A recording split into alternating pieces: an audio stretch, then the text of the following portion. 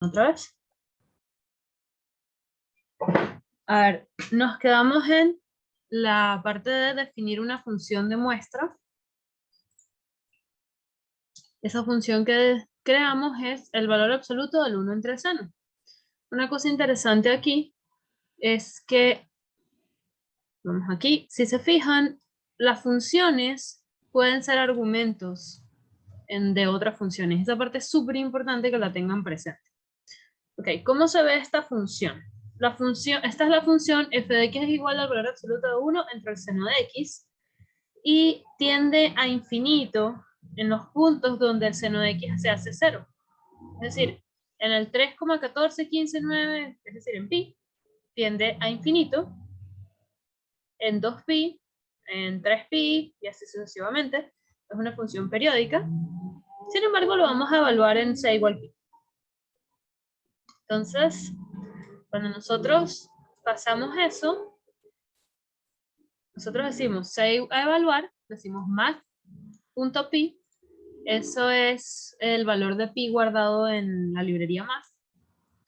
El h a usar, un valor muy chiquito, cercano a 0. Delta del límite, por definición, debe ser pequeño. La desviación a usar, pequeña también, no tan pequeña como el delta.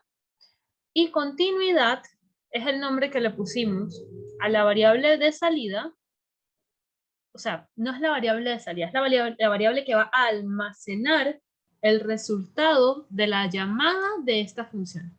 Entonces, llamamos continuity determinator de función a usar, con c a evaluar, con h a usar, que son las variables que definimos aquí arriba, con desviación a usar, y cuando le decimos imprime continuidad, nos va a decir false.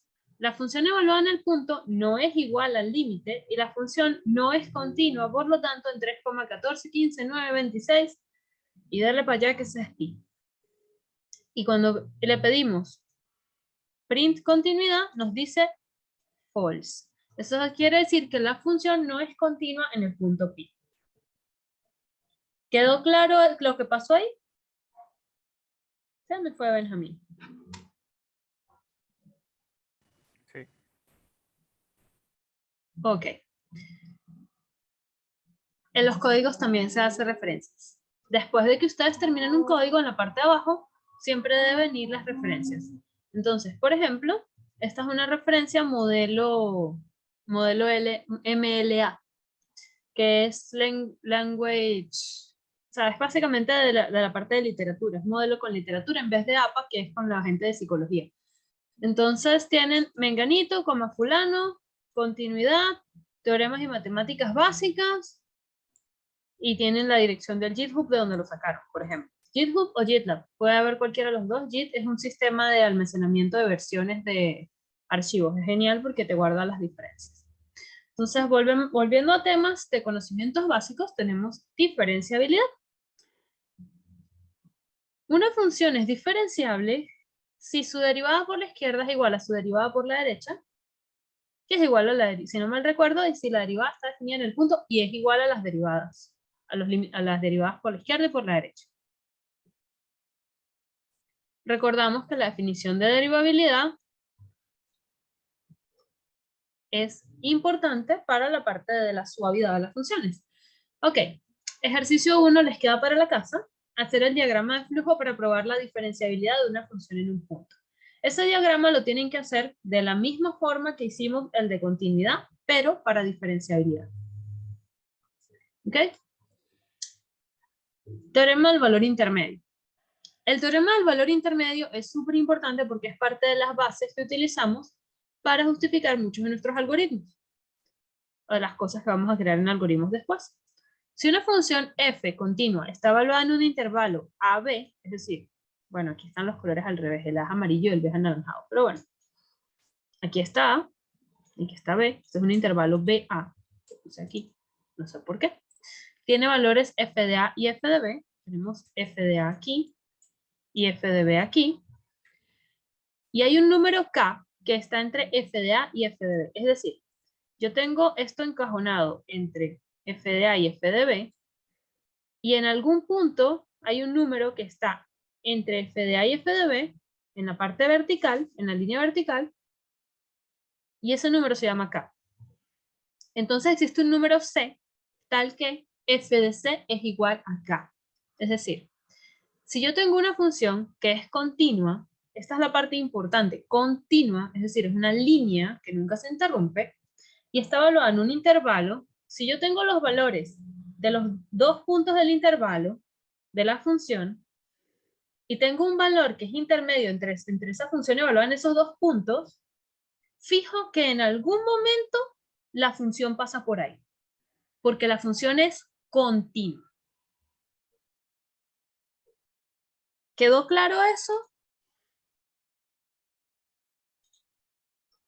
Si yo tengo este punto aquí y tengo este punto aquí, y ambos puntos tienen un rango, estamos aquí, de aquí a acá, ¿verdad? Y yo tengo un punto acá que tiene este valor que está aquí, y la función es continua, y pasa por aquí, y pasa por aquí, fijo en algún momento tiene que pasar por aquí. ¿Quedó suficientemente claro? Y por lo tanto tiene que haber un... ¿Perdón? Y tiene que haber un valor equivalente que queda también entre los límites de x inicial y x final, que va de aquí a acá, al que corresponde este valor que está aquí, que yo conozco, cuando yo hago con mi pareo de los puntos. Este punto está en Y, lo muevo para acá, lo corto con la función, bajo aquí y encuentro al punto que le correspondía aquí, que yo lo llamé C. Eso es lo que está pasando en este diagrama. Eso quedó claro. Ese es el teorema del valor intermedio. Si yo tengo una función continua que va desde B hasta A, o desde A hasta B, y tengo los valores f de A y f de B, y como la función es continua, en algún momento tengo que pasar por cada uno de los puntos que están entre f de A y f de B. Y cada uno de esos puntos tiene que tener un valor correspondiente que está entre A y B. Eso es lo que dice el teorema del valor intermedio.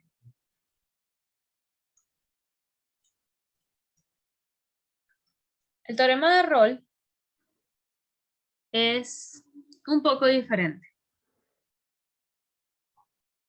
Si una función es continua y está evaluada en un intervalo AB y tiene f de A igual a f de B, y esta es la parte importante aquí, si tiene f de A igual a f de B, es decir, esta raya horizontal corta aquí, existe al menos, y esta parte también es importante, al menos, o sea, pueden haber más de uno, o pueden haber infinitos, un número C que está entre A y B, tal que se cumple que la derivada es 0. Si la función fuera una línea horizontal, tendría infinitos puntos donde la derivada es 0, porque la pendiente de una línea horizontal es 0.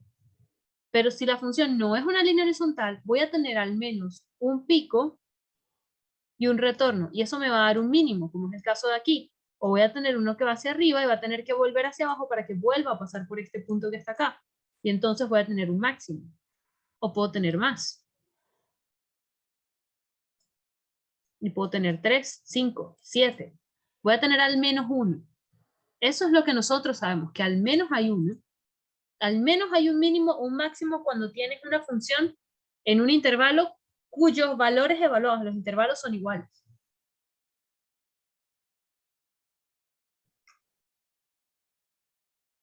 Al menos uno. Puedo tener más. Está el teorema del valor medio. Si una función f de x continua está en un intervalo AB y es diferenciable, existe al menos un número C que está en AB, tal que se cumple que la derivada es decir, y esta es un poquito más complejo. Tengo f de A y tengo f de B. A ver, ¿dónde está mi lápiz aquí? Tengo f de A.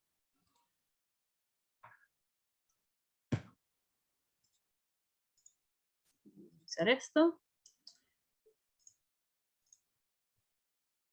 Tengo f de A por aquí y tengo f de B por acá. Yo trazo una recta que pasa por ambos, ¿verdad? Lo que me dice esto es que, dado que la función no es una recta, yo voy a tener al menos un punto entre todo este intervalo donde esa recta representa la recta tangente. Y esa recta toca un punto. Y ese punto lo llamamos C. Es decir, teniendo f de A y f de B continua y diferenciable, existe al menos un número C que está entre A y B, tal que se cumple que la derivada, es decir, la inclinación de la recta tangente en ese punto, es la recta que pasa por el punto AF de A y BF de B. Al menos hay uno. ¿Quedó eso claro?